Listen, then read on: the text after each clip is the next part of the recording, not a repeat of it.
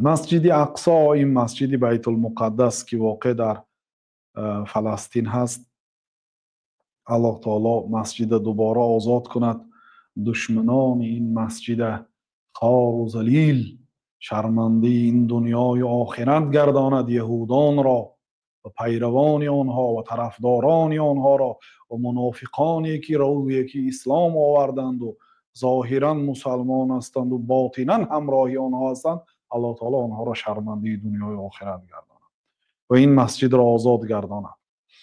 این مسجد یک رکعت نماز خواندن برابر 500 رکعت است در مسجد اقصا. اما در مسجد حرام شرفه الله یک رکعت نماز 100,000 رکعت است. قلت کم کان بینهما، پرسیدم که یا رسول الله بین این دو مسجد چند سال بود؟ یعنی مادامی که اول مسجد کعبه بنیاد شده باشد، سپس مسجد بیت المقدس بنیاد شده باشد، کم کان بینهما، بین اینها چقدر وقت بود؟ گفتن که 40 سنه، 40 سال. متفق علیه. این حدیث در صحیح بخاری و مسلم است.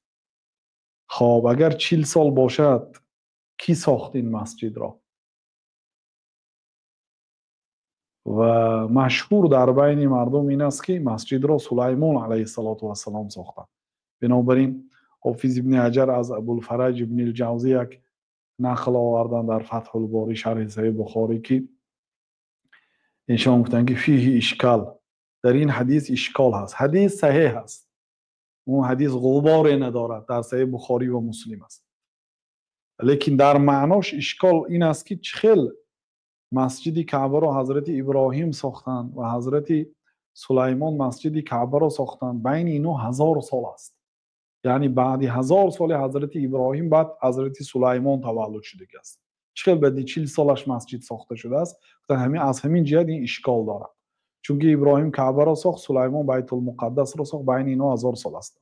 بعد خود ابن الجوزی، ابوالفرج ابن الجوزی، این ابن القیم جوزیه دیگر آدم است.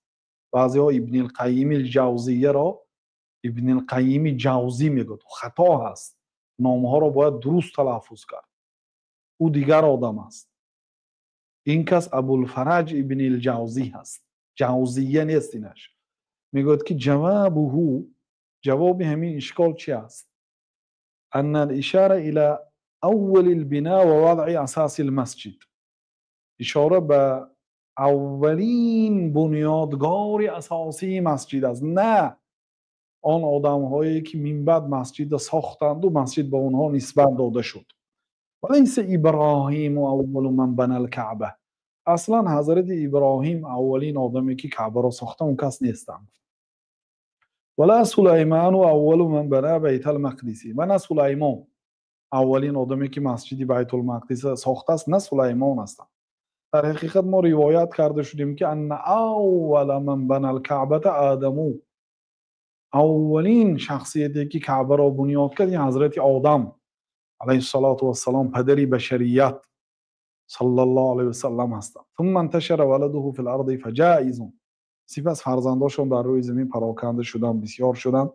ممکن است که ان یکون بعضهم قد وضع بیت المقدس، بعضی از پسرهای حضرت آدم، یعنی پسرای مباشر، ما هم پسر آدم هستیم، لیکن ما بین ما و بین حضرت آدم صدها نفر هست، لیکن پسری مباشرشان، یعنی پسری که از حضرت آدم تولد شده است، نبیره یا ابیره نه، یکی از پسرهاشون احتمال هست که وضع بیت المقدس، بیت المقدس ساخته باشد. ثم بنا ابراهیم الکعبه بنص القرآن، سپس حضرت ابراهیم کعبه را با نص قرآن بنیاد کردند. یعنی الله تعالی در قرآن گفت که این حضرت ابراهیم علیه السلام خانه را بنیاد کرد. و اذ یرفع ابراهیم القواعد من البیت، مراتب و خاطر بیاره وقتی حضرت ابراهیم عمارت کعبه را می برداشت، یعنی عمارت کعبه را با نص قرآن حضرت ابراهیم علیه السلام بنیاد کردند. خب خلاصه کلام این است که حضرت آدم اولین شده مسجد اقصی هم ساختند، مسجد کعبه هم ساختند، لیکن اون مسجد ها نه به این شکل بود. یک آدم هم مسجدی کوچک میسازد، بعدی مثلا 100 سال یا آدمی پولدار میبود و مسجد ویران میکنه، از دیگه با حشمت کرده میسازد و مسجد مشهور میشه، آدم این مسجد به این نسبت میتین.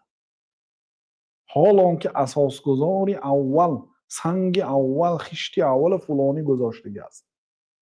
همین خیر. و مثلا اگر کشورهای گریم، اساسگذاری دولت عثمانی ها عثمان نیست، اصلش ارطغرل هست، پدرش. لیکن عثمان که آمده کار دوام داد و اولین سلطان ها شد، دولت به اون نسبت داده شد. مثلا مانندی همین، یعنی اساسگذاری هم امارت کعبه و هم امارت بیت المقدس حضرت آدم علیه السلام هستند. لیکن من بعد آمده با حشمت کرده ساختگی حضرت ابراهیم و حضرت سلیمان. این یک قول. یک قول دیگر این است که حضرت ابراهیم کعبه را ساختن بدی 40 سال گفتن که در این حدیث، یعنی بدی 40 سال حضرت یعقوب علیه السلام بیت المقدس را ساختن. درست است که مثلا حضرت داوود شروع کردن امارت را و حضرت سلیمان به اتمام رسانیدن و امارت به داوود و سلیمان نسبت داده میشه، لیکن در اینجا دستی دیگر پیغمبرها هم هست.